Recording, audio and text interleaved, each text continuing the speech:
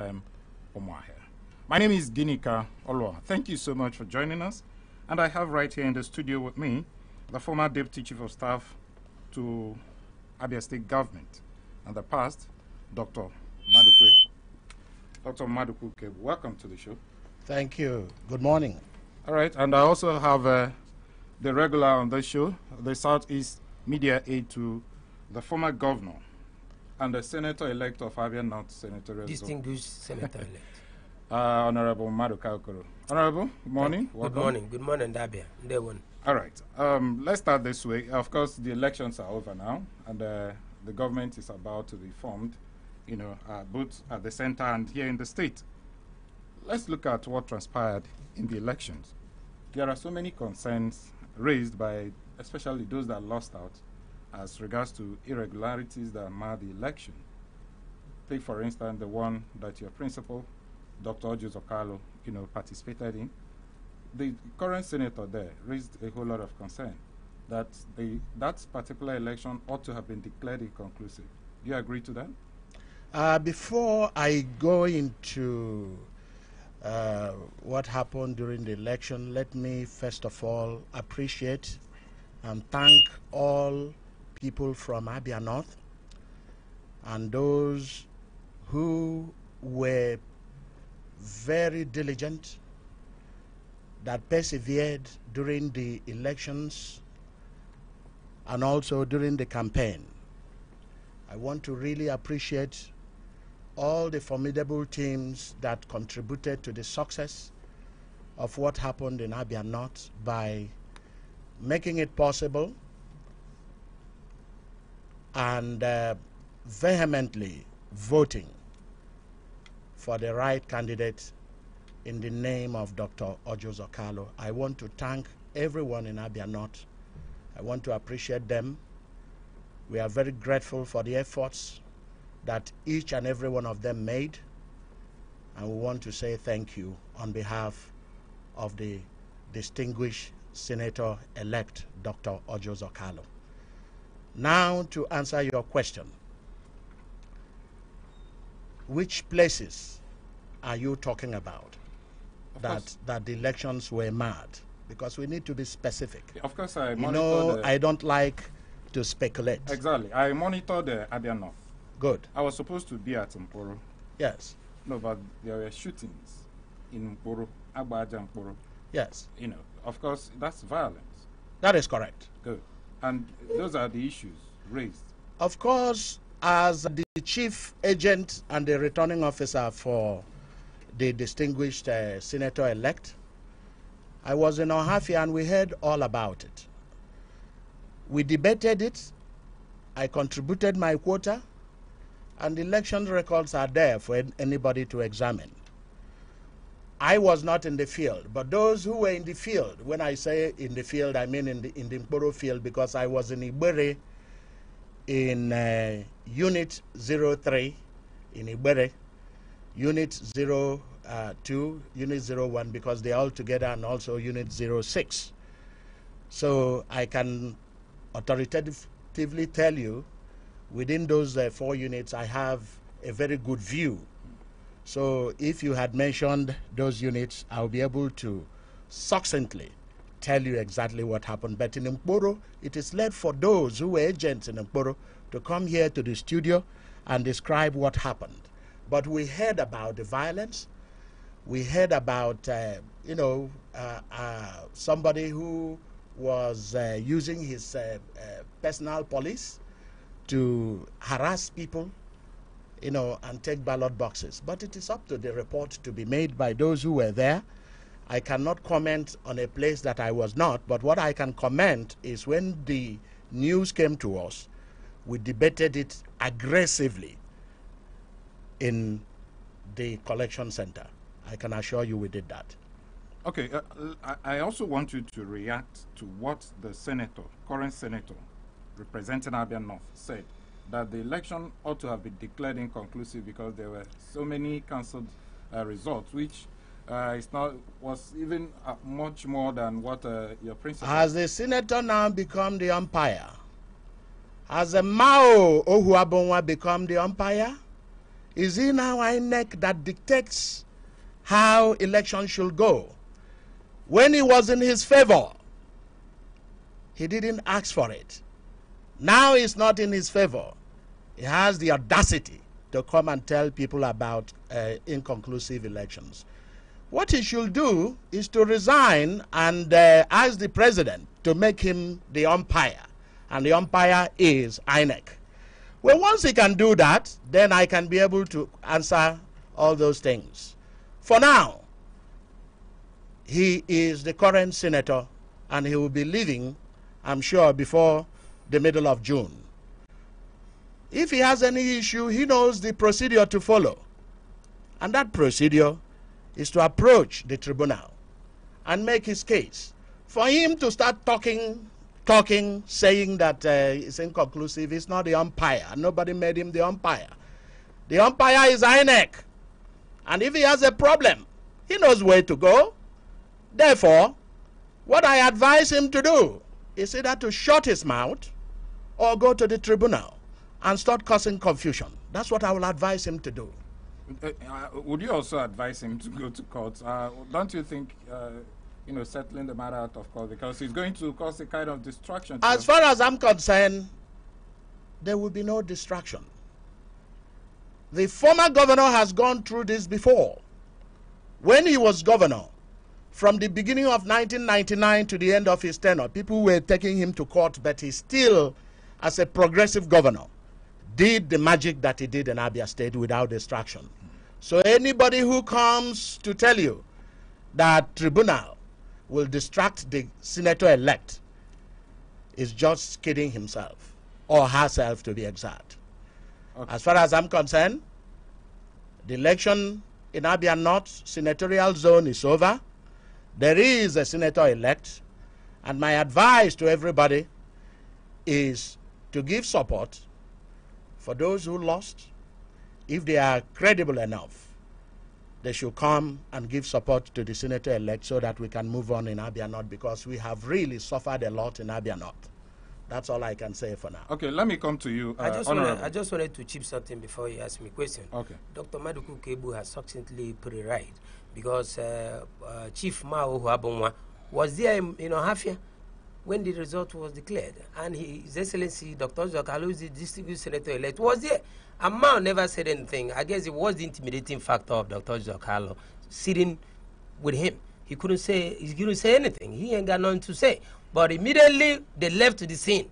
Days after they left the scene, he started crying foul. But if he was the real dude, the real man, that a senator he thought he was representing Abia North, he would have said, I hereby disagree with the result so far called. Maybe he didn't have the details of the result. With that even being said, he has a representative. Yes. As a matter of fact, he has a representative who happens to be a lawyer. And that lawyer signed a piece of paper. Thank you.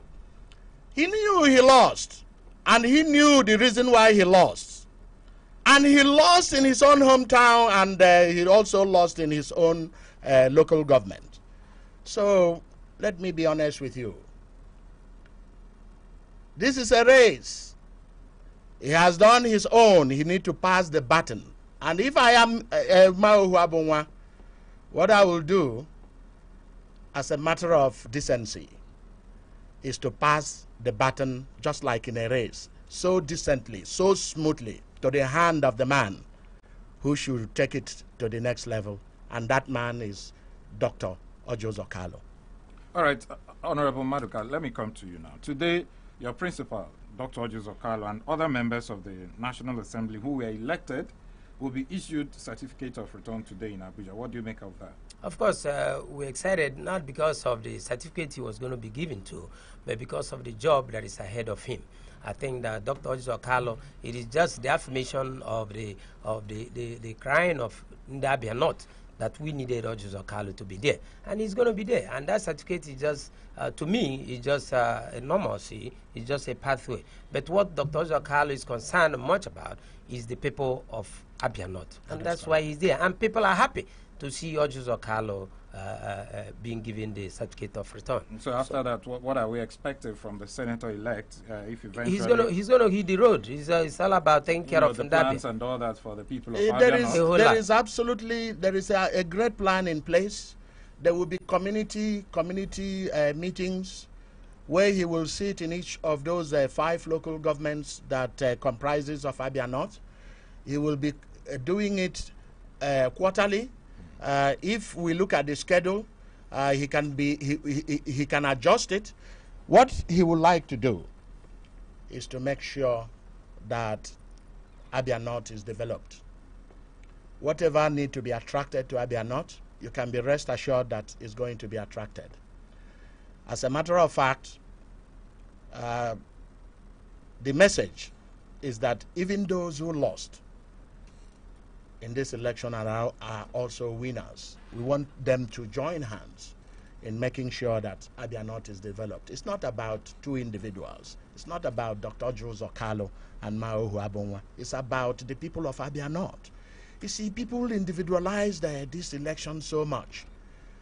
A representative means people who are representing something. In this case, somebody is representing the entire Abia North. My contribution is needed. Other people's contribution are needed. And those are the things that we should now be looking forward to. Not, maybe 2 individuals, Dr. Orji Uzor Kalu and Oluoha Abonwa. Yes, there must be leadership. And like I said, the baton has crossed to the hands of Dr. Orji Uzor Kalu. But we look forward for him to remediate and make corrections where there were mistakes. That's what we expect him from Abia North. It's not going to be business as usual. Yes. And he has told us so, that it will not be business as usual. We will encourage him, because what is important is somebody who listens to the yearnings and crying of people. Once you can do that, you'll be a good representative. And nobody. That's why in most countries, you see senators staying there for life because they are doing the good job. It is only when somebody is not doing a good job that people want to change you. Let me make myself clear. This election is about Abia North people. The senatorial election was about Abia North people. And the general election is about Abia State people, yes, and Nigeria in general. It is not about those individuals. We elected them. I think I once said here that voting is an investment. When you invest, you expect some dividends to come out of your investment. If you go and buy shares from these banks, what do you expect to lose your money? You don't expect to lose your money. It's only in Abia State that people invest. They don't see the meaning of their investment. And that is why people want to change people who are incompetent in doing things that they're supposed to do. That is the crux of the matter. Okay. To you, Doctor, I'd like you to answer this. There's this clamor for the Senate presidency to be zoned to the southeast. And when you look around, it appears that it's only the former governor, Dr. Orji Uzor Kalu, and probably the incumbent governor of Imo State, who also emerged the winner in that state of the APC extraction. Now, if the 2 of them play side by side, there's also this clamor that former Governor Orji Uzor Kalu should be given the Senate presidency if eventually comes to, the Southeast. But he doesn't have the experience in lawmaking. No. That means you don't have the historical perspective of Orji Uzor Kalu. He was yes, I know he was at a point in House of Reps. Let me give you information, because it's good for people to have information so that they don't speak out of both sides of their mouths, so that they can speak correctly. In 1991, the young man, Dr. Orji Uzor Kalu, was elected to the Federal House of Representatives. And one of the principal bills that he passed, just to tell you how savvy and how intelligent that young man is the dual citizenship. He was the one that moved the motion and made sure that that bill was passed. And that was under the combination. You know how that time was. Babangida was president, and then there was parliament. He was the one that did it. So he's very experienced. It is only those who are rookies, those who are just going for the first time, that you can talk about. You can't talk about Governor Kalu.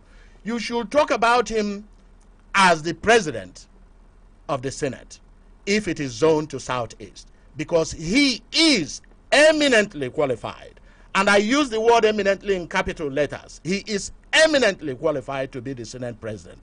Why? He has, in 1991, gone to the Federal House of Representatives. That is ranking. 2, in 1999, he became the governor of this great state of Abia. In 2003, he was re-elected because of the job that he did for Abians for a second term. And he concluded it in 2007. And since then, he has been in the arena of politics. 2011, he ran for Senate. 2015, he ran for Senate. Of course, you know what happened in those 2 elections. And then in 2019, he again ran for Senate. In our climb, how many times will a man kill a lion before you call him a lion killer? Orji Uzor Kalu has done it. The man has really done it. So there is absolutely no reason why he should not be the Senate President if it is zoned to the Southeast. And as a matter of fact, it is the right of the Southeasterners to become the Senate President. Is there any man born of a woman that will be able to do what Orji Kalu is doing for us here in Southeast? It's not because he's from Southeast. If he's from the Southwest, people will be revering him. People will be saying a lot of things about him. A lot of good things, I meant, about him. So he is eminently qualified, my brother. Yeah, he may be eminently qualified, Doc, but do you think he will get that support? Because it's all about lobbying, considering the fact that him and the governor of Imo State appears to be the only people from... Has the governor of Imo State been able to go to the House or the Senate before? Well, that is ranking. But he will be going this time. No, it doesn't matter. It is not our business to talk about who gets what, because we are not umpires. What we are people who are trying to supply accurate information to the people of Abia State. Of course, in particular, Abia North. If Rogers or anybody from the Southeast, of course, there is another senator who is elected also from Benjamin. Those are, Benjamin has... Okay, Wajumogu, he has done... but when you talk about ranking, yes, ranking. 1991 is not 2019. It's not 2008. It's not 2009. That's how you rank. Seniority, just like somebody who goes to law school first. It doesn't matter your age. Yes. In ranking, you're a senior. I will call you a senior if you go to law school. I'm even looking at how he's going to lobby, because you don't have much of your party members from the Southeast who will even help you to... How many senators are you bringing from Southeast? 3 times 5. You should be talking about now. No, I'm talking about the APC senators. That's what I'm saying. You should be talking about the northern APC senators, the southwest senators. Those are the ones that you should be going to. The northwest, the northeast, and the north and the north central. Those are the ones that you should be lobbying. How many of your senators are coming from here? And even if all of them are going to support him, which they will, he still needs to lobby across the aisle.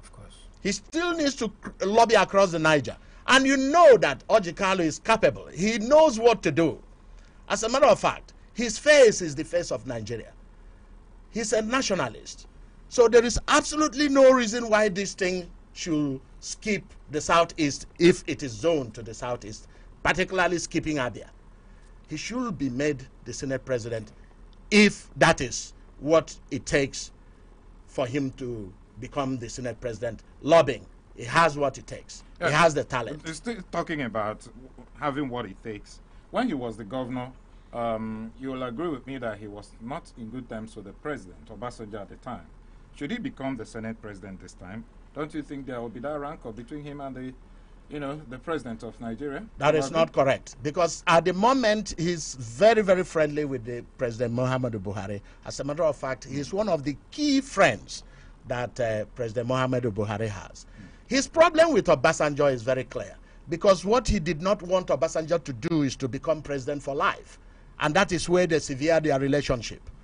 I don't want to talk about Obasanjo. This is not an Obasanjo program. We are beyond that. We are beyond that, because Obasanjo is no longer the president, And the Constitution will never allow him to be president again because he wanted to be president for life. So that aside, let us concentrate on the matters at hand. And the matters at hand is that Governor Orji Uzor Kalu, former governor of Abia State, is very friendly with President Muhammadu Buhari.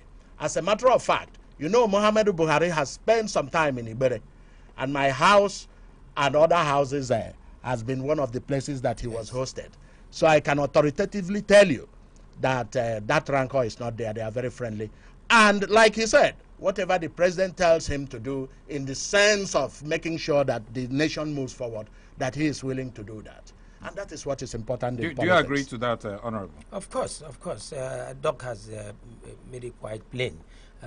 Dr. Orji Uzor Kalu, if you remember also historically, he was the first individual that brought the three giants of our political system together. That is Buhari, Obasanjo, and IBB, Obasanjo, and IBB, Ojukwu, and Buhari. Yes. So he has never been done before by anybody. The fact there, Orji Uzor Kalu is a game player. He's a man that you can count on. And as he is going to the Senate, you see the Senate change. It's going to be a robust Senate. It's not going to be a Senate where you have the players sleeping and whiling away time. This is going to be a Senate that whenever you tune your radio on, you would like to listen to what is happening in the procedure and the proceedings happening in the Senate. And this is the only man that can change the face of things in that Ray Chambers. All right. It's still Dr. Orji Uzor Kalu speaks on Flow 94.9 FM Oluoha. We'll go on a very short break. When we come back, we'll still talk more on the show. Stay with us.